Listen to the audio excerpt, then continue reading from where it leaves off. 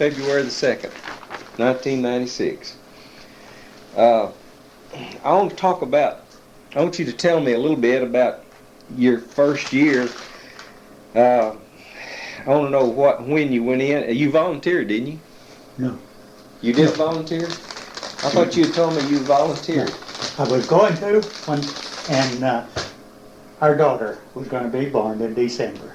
And the wife said, if you will wait until she's born, I won't give you no trouble. I said, all right. So I got called in November, and I taken a 90-day deferment.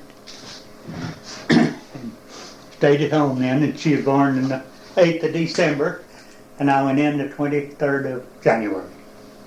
What year? Of 43.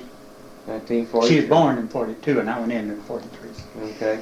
Now, were you given a choice what branch of service? No, I had no choice.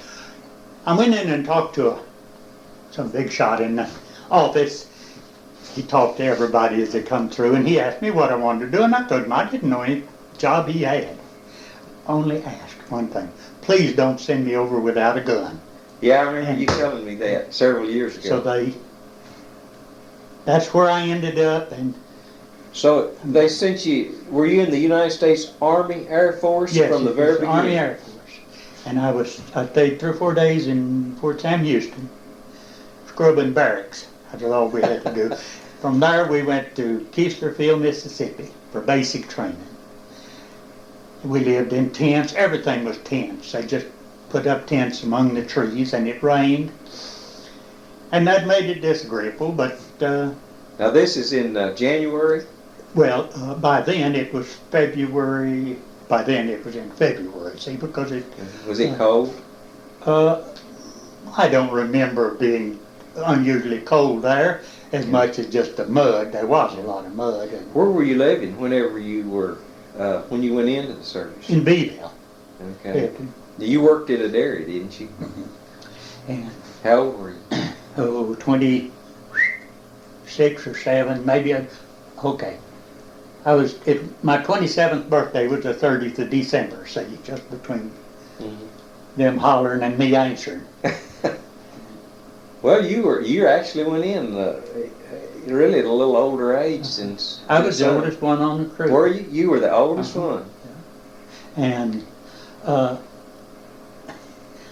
a lot of, in the mess hall is where I would notice it more than anything else, it was like being with a bunch of high school kids, because most of them were, boys 19 and 20, and our officers was 20. I guess the co-pilot may have been 20 or 21. The pilot was about 24 or 5. Well, when you were in after you finished your basic training, what determined what your job would be? Did they test you, or were you given a preference, or? I don't. Okay, maybe they did. I don't know. But anyhow, I think they just sent you where they wanted anyway. Yeah. But I was sent to gunnery school in Kingman, Arizona. Kingman, Arizona. Yeah. That was, at that time, it was out in the desert, and it's still out in the desert. It is. Okay. I've been there. All right. And we flew there. We used up a lot of ammunition. Your gunnery school consisted of flying in. Were you in the B-17? No, flew in AT-6s. AT-6, two-seated AT-6s. Yeah. I think back. Were the seats side by side, or you mean front and back? Yes. So you were in the back. I was in the back. Did you face toward the back? Yeah. You faced it face the front. Really? On the right-hand side, there was a little pipe sitting there with a swivel in it. No, it had a yoke set, a machine gun in. And it swung to the front, and the barrel locked on a little yoke up there.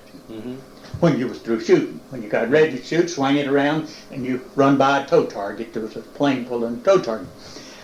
When you finished your shooting, you waved your gun, racked it up, and he peeled over and left. That always gave me a scary feeling down here. So, one time I'm racking my gun up, And he said, okay, back up and start over, Buster. So then he was ready. When I waved the gun, he rolled it over and dropped it. But how long were you in basic training? How many weeks was basic training then? I don't remember. I don't think it was in there as long as they were later on. I think What, 16 weeks or something like that? I doubt it was that long. Yeah. When you were in basic training, then you went on to Kingman, Arizona, to the gunnery school. What was the mood of the boys you were with? You know, the war was already underway, big time. What did you think about? How did you feel about it? Why are we sitting here? Why ain't we over there getting this over with so we can go home? You didn't hear nobody complain about it, other than just doodling around, you know, while we was. Yeah. Did you think you'd be sent to the Pacific or to Europe? I went in with the intention to go into the Pacific because that's where I had a grudge. Yeah, Pearl Harbor had been a particularly a sore spot, seemed like, with you when I talked to you earlier. I just felt that way about it. And before I even went to the Army, I trained for the Marines.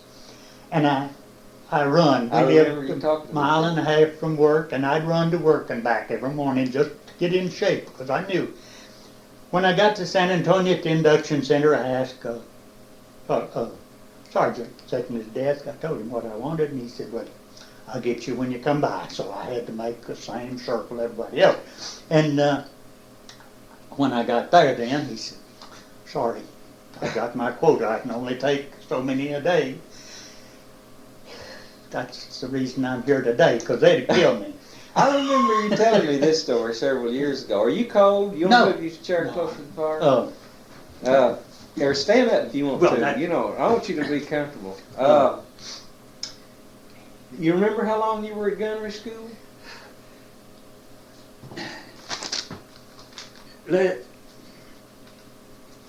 Let's see, Mackey. The basic, I got the dates down here, but they're not accurate. In July, okay? In July, we finished basic and gunnery school and went to Amarillo. I got the date down So there. you've been 6 months now. It's been 6 months since you were inducted. Since January. Well, really the month of January. I went up there and then went back home, and so really the February would have been my time that started counting. Now you went from Kingman, Arizona to mechanic school at Amarillo. Okay, now you were an engineer. Well, on B-17. That was after finishing mechanic school at. But this prepared you to be an engineer, and an engineer also doubled as a top turret gunner. Right. Now, you knew a certain group of boys pretty well, you know. Went to town with them, drank beer with them or something like that. See, okay, out of this bunch, there's two of them that I know of that made engineers. Okay. That was Myers and Frank Parker. Now these people that were at school with you in Amarillo? Yeah. And my buddy in Atlanta that we see all the time coming this summer to see us. Right. He didn't. He was a waste gunner, but he was in Italy. And in talking about the B-17s, did you know that 2/5 of all the bombs dropped, or that were delivered, you might say, were delivered with B-17s? I didn't know that. The B-17, the first one was rolled out the 17th of July, 1935, by the Boeing Company. That's the one we drove. But I thought it was interesting, you know, in the 4 years after that, up to, say, 1939, a lot of good improvements, you know, came along.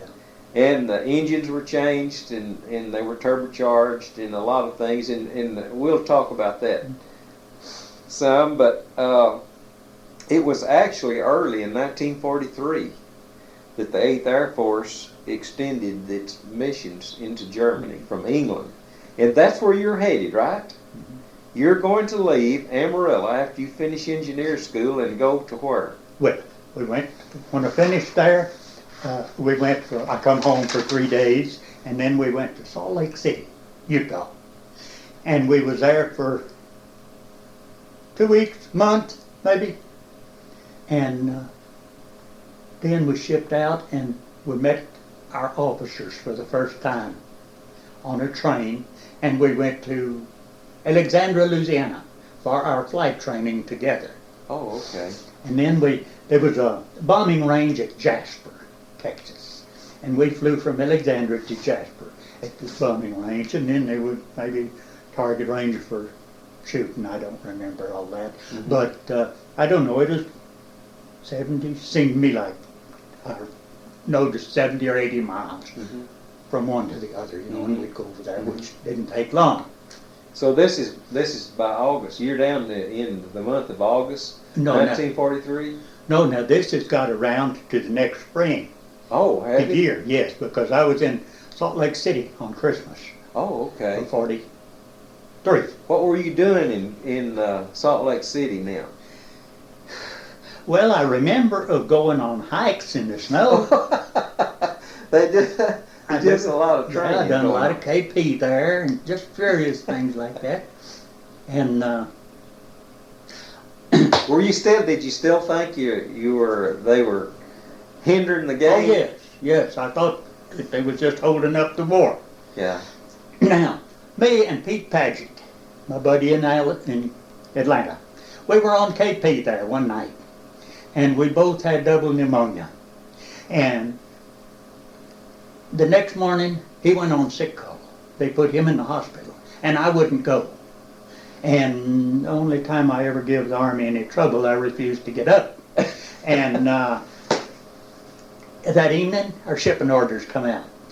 So I went over and sat in an empty barracks for 5 hours on a barracks bag, waiting for them to take us to the train. And that was the night we shipped out.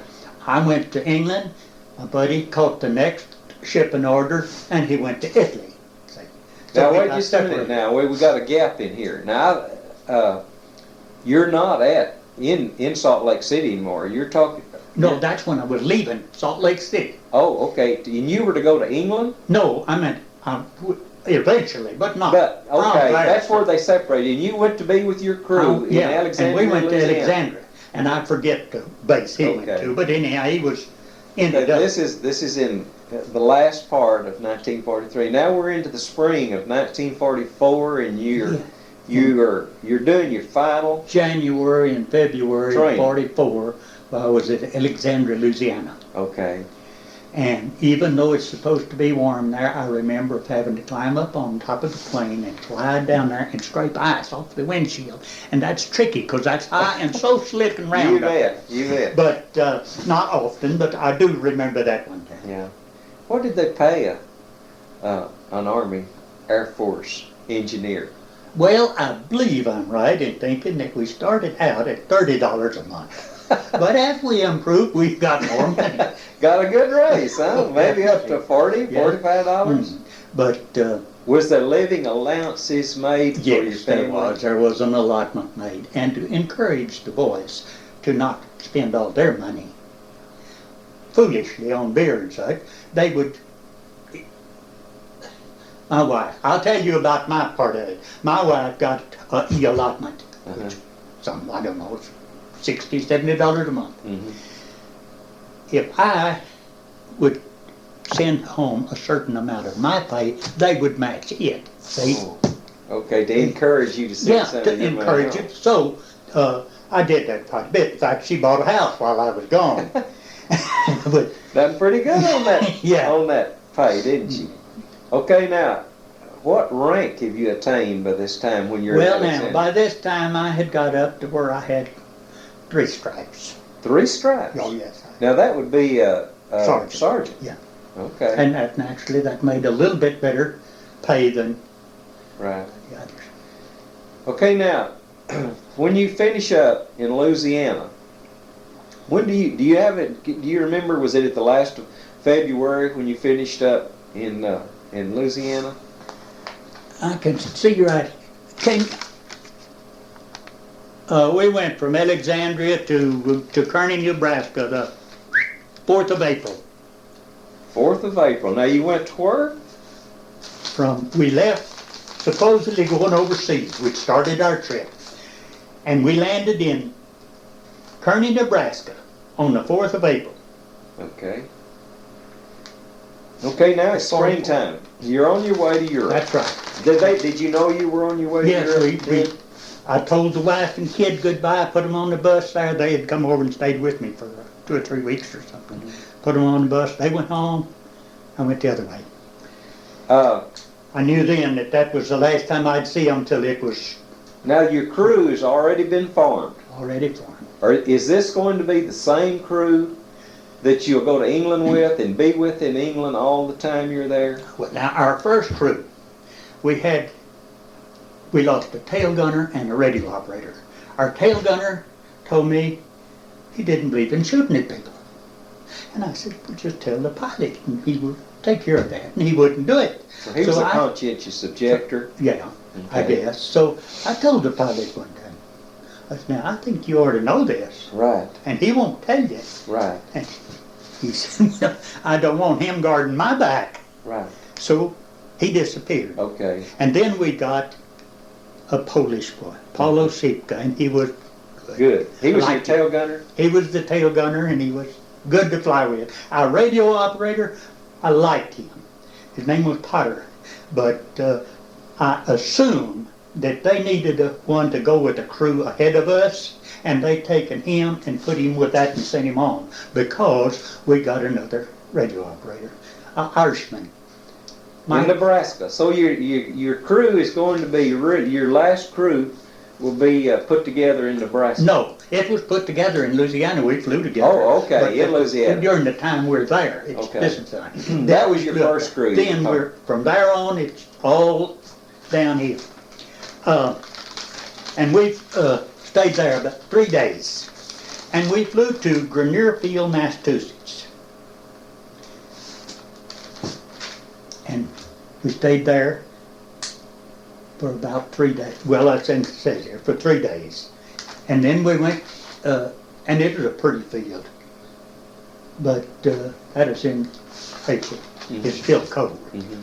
And we flew from there then to Goose Bay, Labrador. And that was flying over country. I don't guess you could see a house. You couldn't see nothing but white. Now and then there'd be a tree sticking through that white down there. So you're talking about snow? Snow. It was snow. You couldn't even see the rivers because they were just iced over. Now this is in April. Uh-huh. Well, of course, spring comes slow to Labrador, doesn't it? And are you fixing to fly this 17 to England? Yes, we're loaded. We loaded. You carry your plane. You fly your plane to England. At Kearney, Nebraska. Mm-hmm. We loaded everything, and they told us that take a bunch of candy with you because they don't have any over there. So we just loaded up with Hershey bars. Yeah. And when we landed at Goose Bay, Labrador, there was snow. I don't know how deep it was, but the runways were plowed out, and the snow was so high it's like landing in a ditch when you landed down in there. In the same way, if we're in our parking area, we just backed the plane up to a snowbank 15, 20 feet high.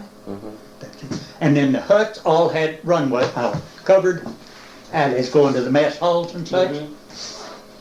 I've got a little book I'm going to send home with you, and it tells here, it gives an account of a crew that flies a 17 all the way to England. You know, that was a pretty long hop for a B-17 in 1943. Let's see, somewhere here, we made a 9 hours. Well, that is when we left Goose Bay for Iceland. I thought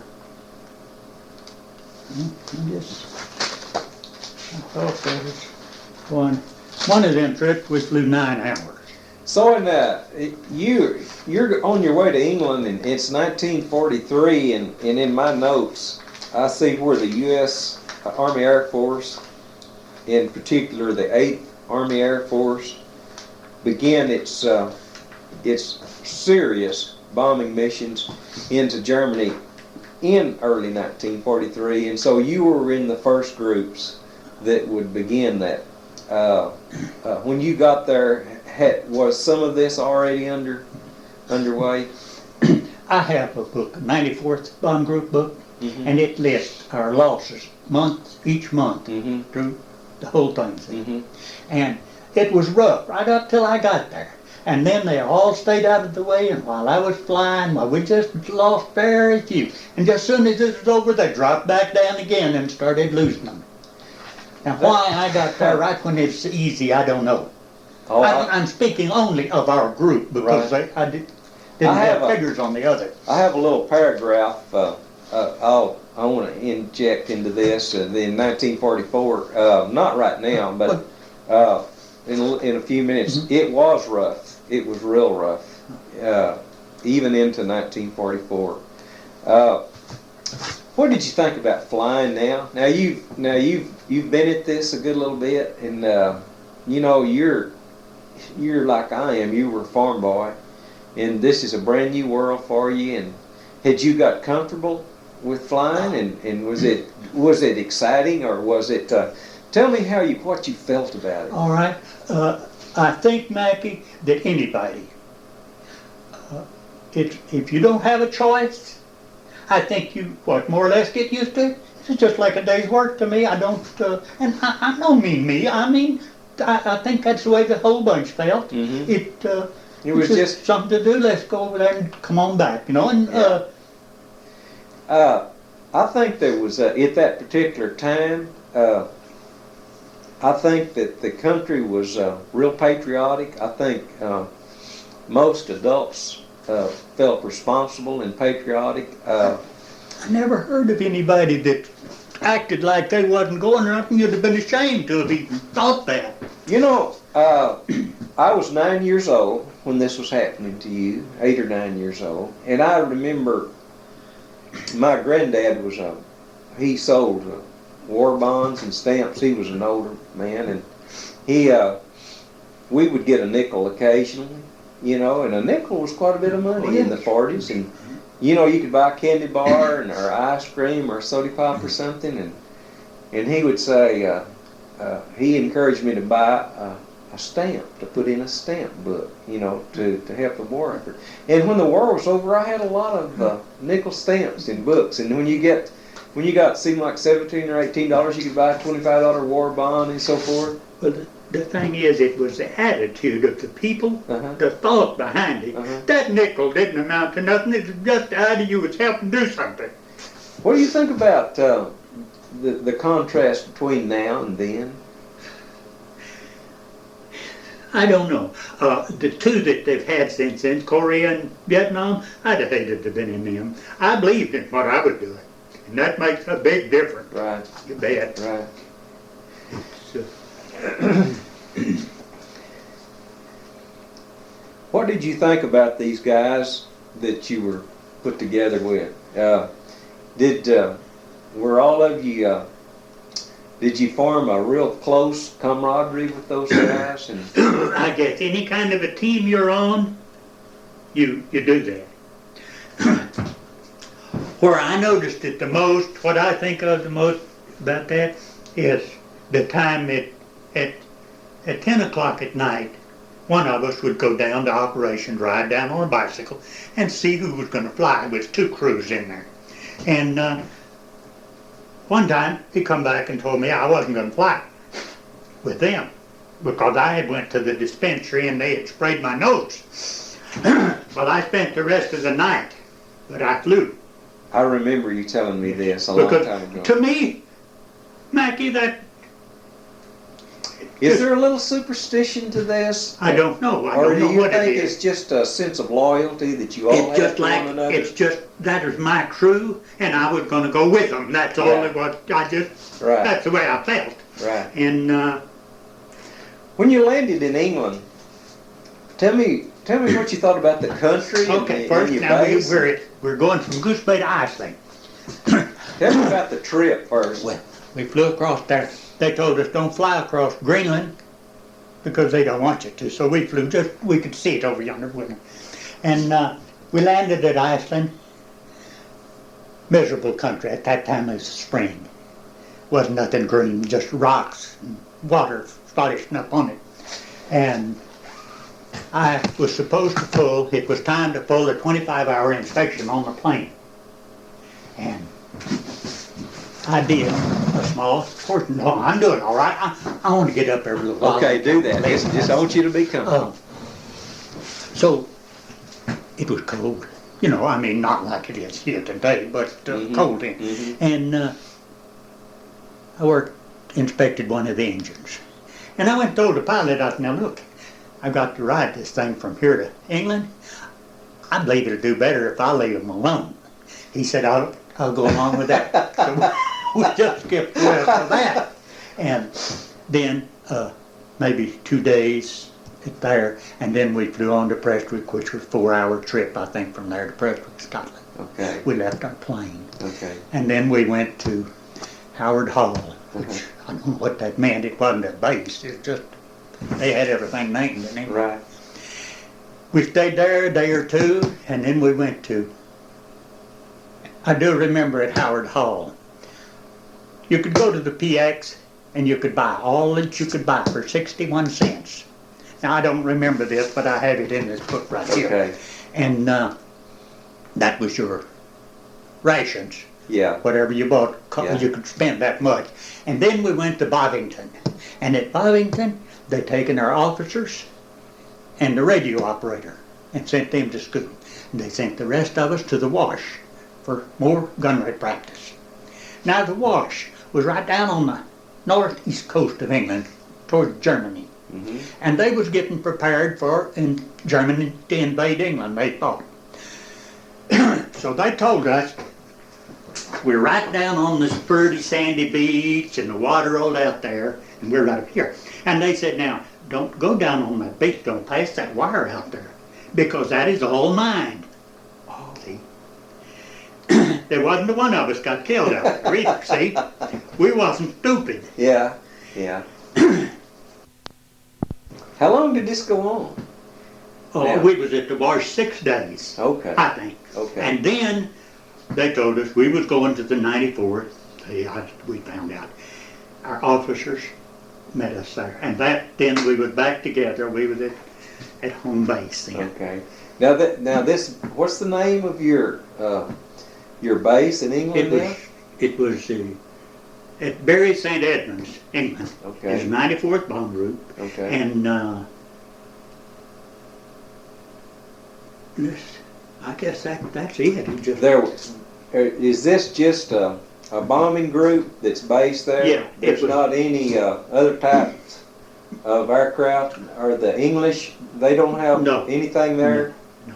Now, occasionally there'd be, for some reason, a fighter might drop in there, just, or you'd see these little, I call them civilian planes. Yeah. Well, you'd see them around. Is doing that their job. this is in England, this is not in Scotland? No, this is in England, about 65 miles north of London. Okay. Well, then north, I get my direction, maybe it's kind of northeast, it's up the coast. Is this in late April, early May? I'd say in 1st of May, maybe, somewhere about then, because, or no, it may have still been in April. What about the weather in springtime? Well, the in weather England? now is always damp in England. Rained a lot. Yeah. Was there any farming around your area? Yes, we was right in the middle of Sir John Agnew's farm. He had 5,000 acres. Huge place for England, I guess. I would have thought. But anyhow, the base was built on his place. His big house was right over the roadways. I've been there. And What did he grow? He grew wheat. yes. And I asked him about corn. I asked Mr. Daniel. Now I got to know him. He's manager of this farm, and had been for years. I got to know him, and I asked him, "Do you raise corn over here?" "Oh yes, everywhere. No. I said, "Corn, like you eat." "Oh," he said, "yeah." I said, "You mean maize?" Yeah. And so they just have different names for Right. things. But wheat and oats and barley, well, we just see it, all around in the patches. How did the British accept the 8th Air Force? Mr. Daniels had been in World War I. I was at his house many times. I got to know his family. I was treated just awful nice by them. He said, He would invite you over? oh, definitely. I had to go twice a week or they worried about me for 3 Really? Yeah. Really? And he said, the Yanks, we don't like them. They don't want us to like them. But said, they're not all bad. Said, we know that. Said, we have got Englishmen over here that do absolutely anything under the sun. See, so we know that. You can't blame a person by the suit he wears, you know. And I thought he was pretty sensible that way. But Did you go the to Yanks went over there with this in mind, most of them, a lot of them. If you'll just get back out of our way now, Yeah. we'll take care of this little job. Yeah. And that is, That nobody wants to wasn't a be done good that way. attitude. They had already had several years. Yeah. It was dang rough, see. Right. They had already been tested. Right. Yeah. Well, did you go to town? Was there a?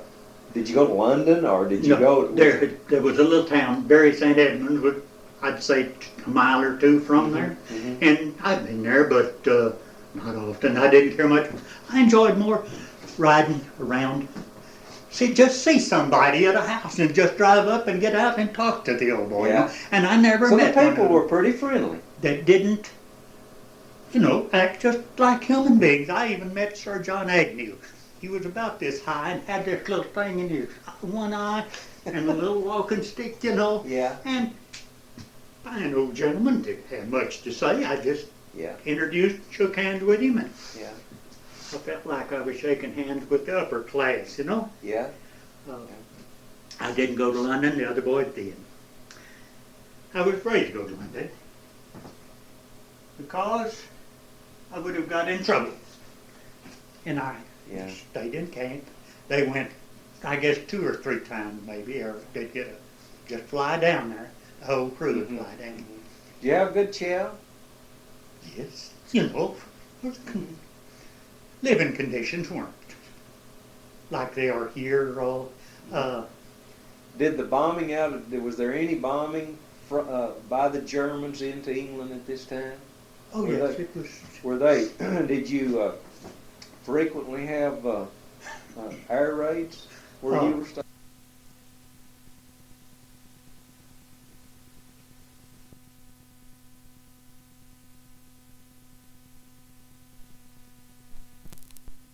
I guess 2 or 3 times maybe, or they'd just fly down there. The whole crew would fly down.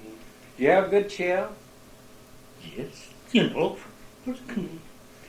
living conditions weren't like they are here. Did the bombing was there any bombing by the Germans into England at this time? Oh Were yes, they- it was. Were they, did you frequently have air raids where you were stationed? Oh, I don't know. Them buzz bombs. Uh-huh. Why, you'd hear them come over, but nobody paid any mind to them. And it wasn't just me. There was a beautiful big air raid shelter just outside our barracks out there. Concrete and all that. It stood anything but a direct hit, maybe. Mm-hmm. I went there one time, walked down on the steps and looked back in there. Dang pretty place. And I thought, now, if I went in there, they'd keep me in there half of the time. Yeah. That is the only time I was ever in it, and I never saw anybody else even go look in it. Yeah. So I wasn't the only one, you just ignored it. Well, old guns, but wasn't going to do no harm. And that was the way, kind of believe, well, that'll happen to this other guy, it ain't going to happen to me. Right. And that was the attitude that you had. You didn't see nobody going around with their head down, or nothing. Just having a hilarious big time. You weren't a little bit nervous when you lined up for that first trip? Oh, I'm That sure first we were mission? scared, yes. I asked the pilot when we quit flying, because he was, to me, Eisenhower. Him and Eisenhower was like that as Yeah. far as I was concerned. And I asked him, Captain Waters, did you ever get scared? And he said, anybody that don't get scared is crazy. Yeah. But you didn't know it. He never raised his voice. Yeah. He was just as calm, and I've seen him fly into things that I would have gladly turned around and went around or back or something, Yeah. but Tell me about that first trip. well, I thought we never was going to get on it. Okay, when did you make this about? Oh, the first mission is. Oh, dang it! I got so much stuff down here, Mackey. I can't. Just take your time. Find it. Just take your time. But it was a bin in March, April, May. The 27th of May, I believe it was. We flew the 27th, 28th, and then we may have skipped the 29th, and we flew the next day. We flew 3, just like one right after yeah. another. And it was a whole lot like getting up and going to work. You were tired, you just were out, and you just... I noticed from the war diaries that I have looked at that you've had that these days would start like 2 or 3 o'clock in the morning. Yeah. And there was a lot of preparation. And then how many hours were you in the air? Were you in the air 6 or 8 hours? Yeah, or 9. I think about 10 is the longest. I noticed in my notes that a lot of those missions lasted 9 and 10 hours, and that you had to wear real heavy clothing because of the cold.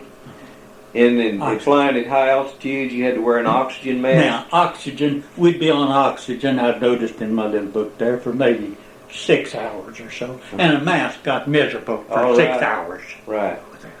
And but then, when you There started wasn't back, any heat in the plane at all, was there? I don't guess. There Because wasn't any kind of electrical hookup for an electrical suit. yes, we had electrocuted suits. Did you? But I guess it was just, just the luck we had. It was just about that time that they started. Oh, really? Yeah. Because Really? the boys before that had them big old fur-lined leather Right. suits with sheepskin lining, Uh-huh. and we was issued them and wore them, and I nearly froze in them. Yeah. But So you would, it would be late afternoon before you would be back. You had been up almost 18 to 20 hours. well, okay, we'd get up. They'd call it maybe 1 o'clock. Go to breakfast, and then go down and to if we had briefing or whatever, we'd get our chutes and everything, and our guns and everything, and go to the plane. The officers would all go to briefing, and then they'd come out later. We'd have everything out there. Of course, the ground crew had a plane ready. Gasoline and all that wasn't up to us. Right. And we just put our guns in and checked them, and A top turret gunner had 50 calibers. we all had Were there were 2 in your station? one on each side. And you removed those after each mission, and then they were reinstalled before you left. Now, this turret, was it operated manually or was it electrically? Electro-hydraulic. Okay. Now, it run on electricity, but it run hydraulic motors that turned it because it's smoother. It would operate smoother, faster, slower, or something. See, and that was their reason for that. Were you responsible for the care and cleaning and maintenance on those guns? Of the guns, we'd take them back to Armor Shack and wash them in soap and water when we got through and put them up. I don't suppose that we used the same guns. I have no idea. Don't remember. I'm pretty sure we didn't. I've got something here. Let me get it out. If I can get this open. You gave this to me a number of years ago. Yeah. This is a 50 caliber cartridge. Did this come out of a? Where did you get that? That's what I'm asking. Did this come out of your plane? No, I probably got this at Laredo when I was instructor down there at gunnery school. Okay. Well, we had them in the classrooms around, and now that is a real shell that has been fired. Right. But I had some of them that had holes through them here that's just for classroom Right. instructions. Okay. That feels like an armor piercer. Okay. This is the type of cartridge that or bullet that you shot in your station? Yes. And when that hit anything, just even a piece of aluminum, it'd peel that jacket off, and then it had armor piercer. What's under that? What's under that coating then? Huh? What's under this coating? That's steel. I mean, that's copper. Copper. And there's steel under it. Yeah. And that steel, I used to use them for center punch because they're down. Yeah. Oh, really? Yeah. Because that is sure hard. Now, if this this is in your belt that feeds into your machine gun, ever so often you'd have a tracer, wouldn't you? Do you remember that? I don't remember. I don't think so because it was in daytime. You couldn't see You them couldn't in. see it. So I couldn't have seen the okay. tracer. If they was in there, I wouldn't have seen them. Okay. But Well. now, I have shot lots of tracers, all right. Uh-huh. At gunnery school at Kingman, Uh-huh. shooting at a target. It was behind a dirt bank, see, and it was on a little railroad track. The target stick a big white sheet. Mm-hmm. You went out there with bullets. The tips of your bullets were black. The next guy was red. So on. Oh. See, you shoot at this when it come by. Shoot at the target. And you'd see some of them bullets hit this dirt bank, especially at night. Dirt bank. And it looked like they'd go a mile high, just right straight up. You know, Yeah. like, Okay. But What and did then you- when it went through that white, Uh-huh. the heat softened that paint. And if this hole had a black rim around it, I'd accidentally They hit it, could tell see? who And, done it. they counted them that way, see. Did you? What about the? Did you get pretty proficient at deflection shooting? It did. Now, I don't know. I'm shot some cats, but I don't know. My intentions were good, but Yeah. the results I can't say. I see. Well, you know, I've read a lot of accounts of fighter pilots, and they practice with skeet guns. You know, they thought that a lot of people had a natural inclination, and I believe that. You know, to be able to hit something that's moving with a shotgun. You know. Oh, well, my gosh, my shoulder's been blue from there to my elbow. So y'all Shooting. practice a Oh, lot. yeah. You And practice pick a up, lot. going by shooting at Yeah. targets. Yeah. You were well trained, well equipped, and with a great deal of confidence and a soul brimming with patriotism. And you're in England. Well, anyhow, they trained you enough that you felt like you could. You know, that's it. That made they you made feel you believe that you that were pretty comfortable. yes. Now, how many missions did they tell you that you would need to make before you could be rotated or relieved? I think we did 30 all the time. I don't know. I think it changed, but I know we did 30. You did 30 So, missions. I don't know that it ever changed at that time. But You've seen the movie The Memphis Belle, and we've talked about this before. And what do you think about the Memphis Belle and that portrayal of that time? well, I think it was made to sell war bonds. I agree. It was made for the public to see. Okay. See? Certainly, But- it had some selling quality Yes, to it. Or yeah. but what did you think about? How would you have graded it for realism? Pretty low. Oh, really? Because, here's the thing.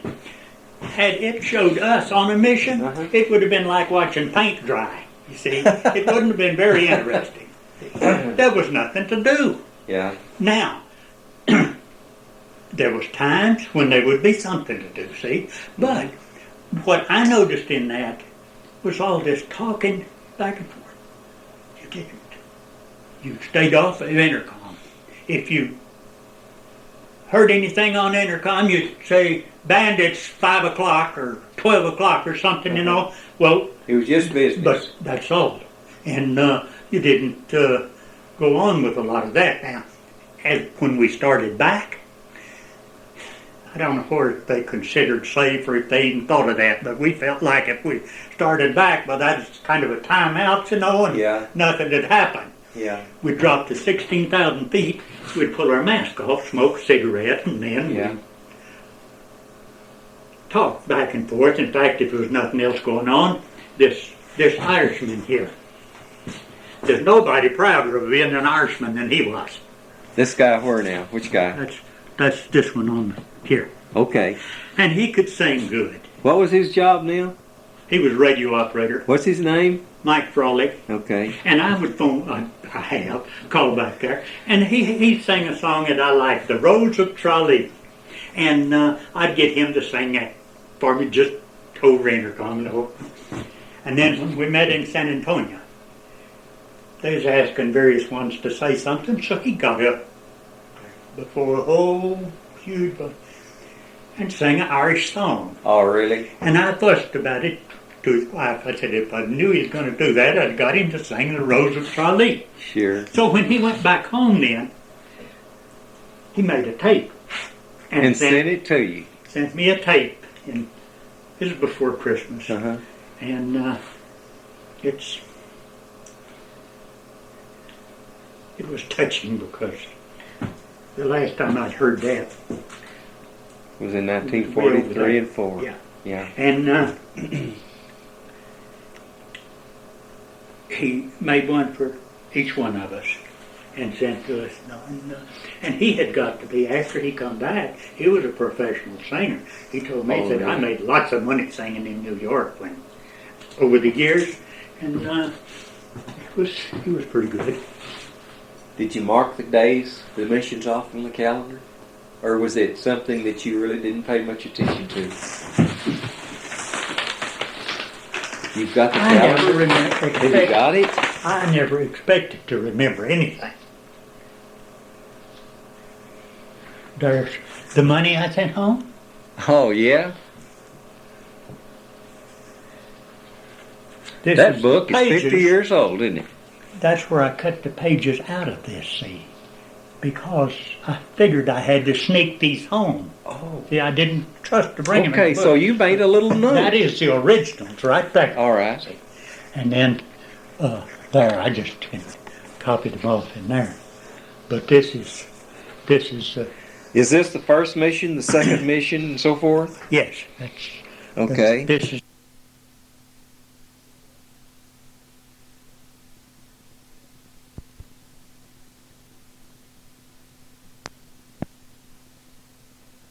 Okay, we're going again now. Now you were fixing to tell me about the fighters that on the second trip. On the second trip was the first fighters that I remember seeing. Uh-huh. But you now they're all so far look like blackbirds, but it's like a rattlesnake. You just know he's dangerous. I could just tell that them weren't friends.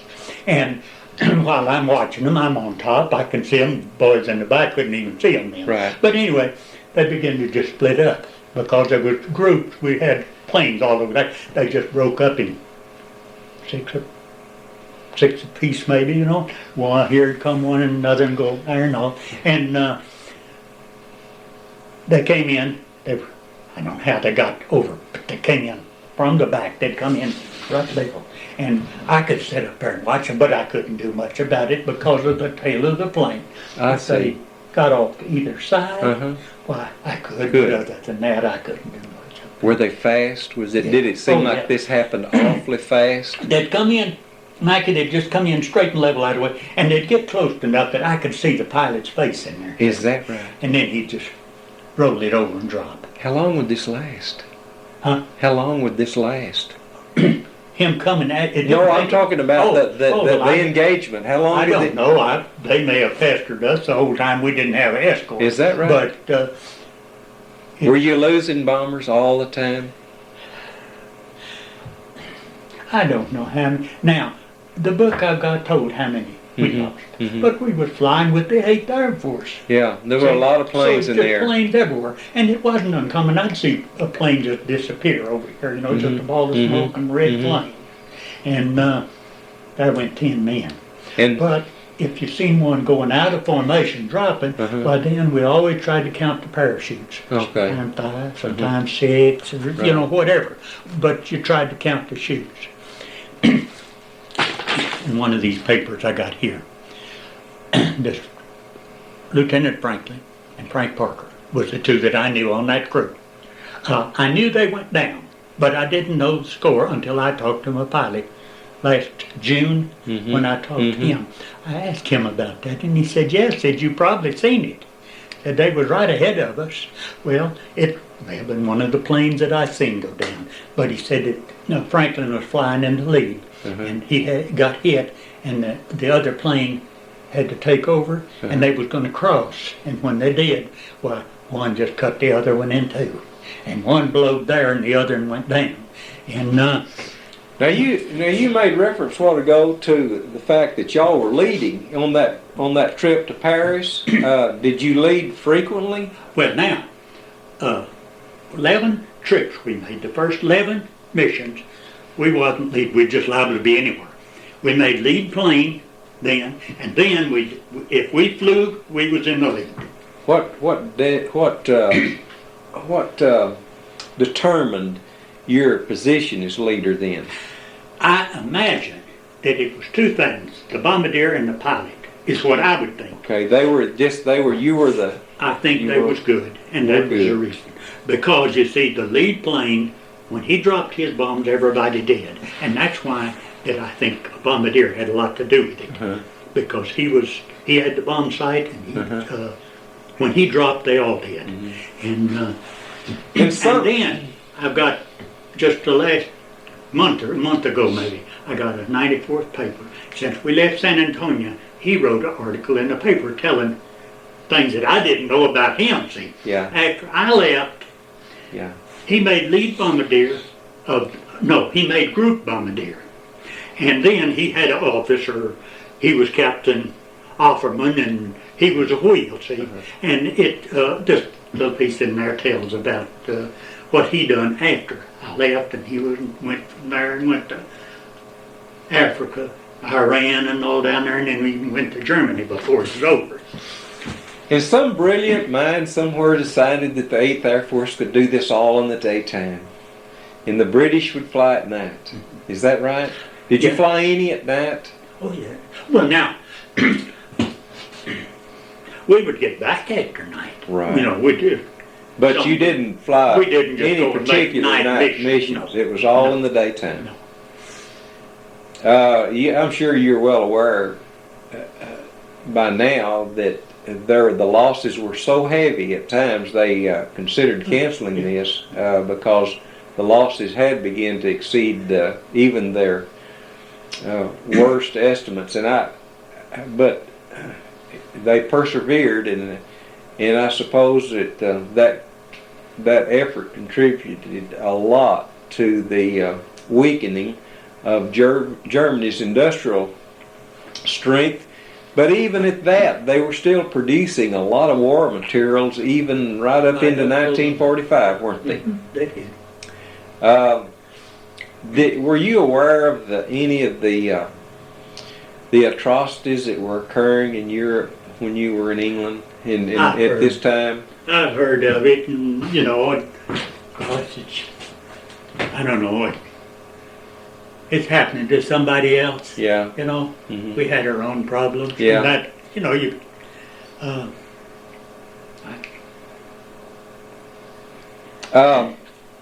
In all of these little notes here, that in all of these missions, and I haven't had a chance to look at this. It says here on your 14th mission on July the 9th, that it says a short trip, flak, but oh so rough. Lost number 3 engine and couldn't feather prop. Had to come home alone. Now that's the particular trip you were talking about. That this major was with you. the boys was always wanting to drop the ball turret. Any excuse they wanted. There's a big nut up here you could take loose and drop it, and they wanted to lighten the load, you know, because Right. we couldn't drop the bomb. We was Right. over French, Uh-huh. so we had to get to the North Sea before we could Uh-huh. drop the bomb. And the plane was just barely staying in the air, so they was all for dropping the ball turret. But Listen to this a little. I want to read a couple of paragraphs. Now this book is put together by an Englishman, and this is the RAF, the Royal Air Force during World War II, and this is his perspective of a liberator. Now this is he is flying, of course, with a British squadron of some kind, and he's flying a 24. no, Oh, he's flying a fighter plane of some kind, and he's been sent to escort a B-17 that's crippled. He says here and there in the fortress formations there were gaps. From close you could see the machines with one, sometimes two stationary engines and feathered propellers. Now, when he says machines, that sounds like a British. There's going to be some British terminology in this. He said others had lacerated tailplanes, gaping holes in the fuselages, wings tarnished by fire, or glistening with black oil oozing from gutted engines. Behind the formation were the stragglers, making for the coast, for the heaven of refuge of an advanced air base on the other side of the channel, flying only by sublime effort of the will. You can imagine the blood pouring over the heaps of empty cottages, the pilot nursing his remaining engines and anxiously eyeing the long white trails of petrol escaping from the riddled tanks. And these isolated fortresses were the Germans' favorite prey. He goes on to talk a lot here about the conditions that he finds some of these stragglers in, and then he makes reference to his spot in this predicament. He's in a fast plane. This fortress is dragging along, pretty crippled up, and this incidentally is happening in 1944. I tried to pick the dates in the time of the year to give this a perspective of what you were involved in. Now he's talking about his aircraft now. He says that at 1,800 RPMs and at 200 miles per hour we had to zigzag to keep level with him. We had been hunched up in our uncomfortable cockpits for 2 hours already. Now he hadn't been in the air long in comparison to what y'all had been in. And we were still over France, 12 miles behind the main formations, and 10 Focke-Wulfs began to prowl us at a respectable distance as if suspecting a trap. Suddenly they attacked in pairs. Short of gasoline, he couldn't call it gasoline, I'm going to interject that, as we were, all we could do was face each attack by a very tight 180-degree turn, fire a short burst in the approximate direction of the Hun, and immediately resume our position by another quick 180-degree turn. This performance was repeated a dozen times, but we succeeded in making them keep their distance.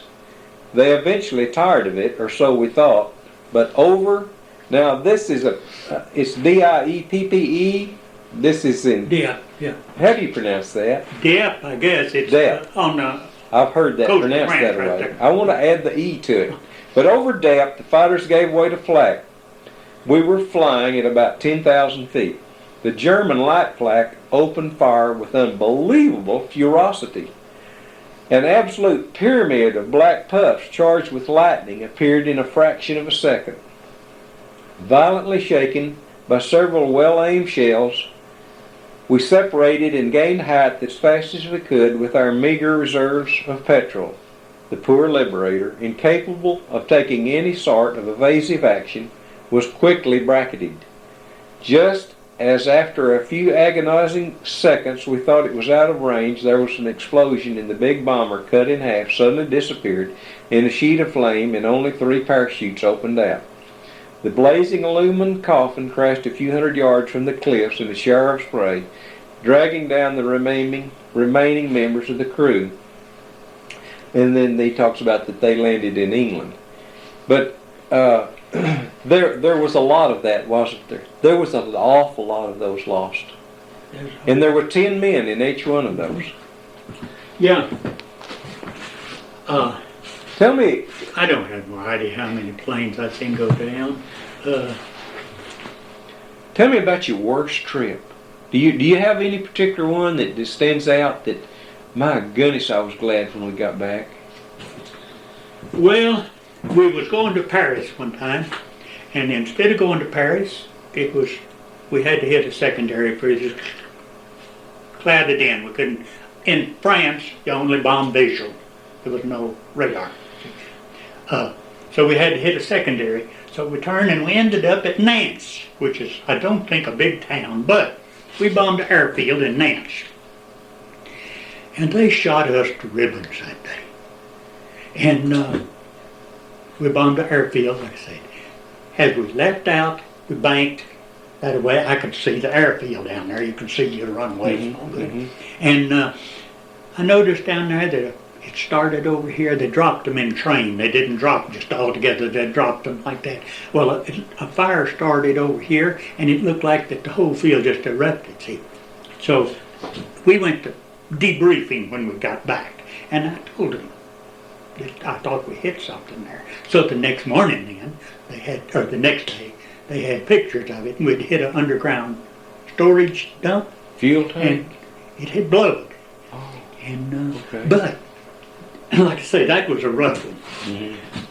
Comes up the next morning, then that's our primary target. We're going right back there. And I believe that they must have all got a furlough for the job they'd done the first day. Next day, just a milk run. See? And it could just change from one to the other. I never went to Berlin. We was set, we loaded up, and started off to go.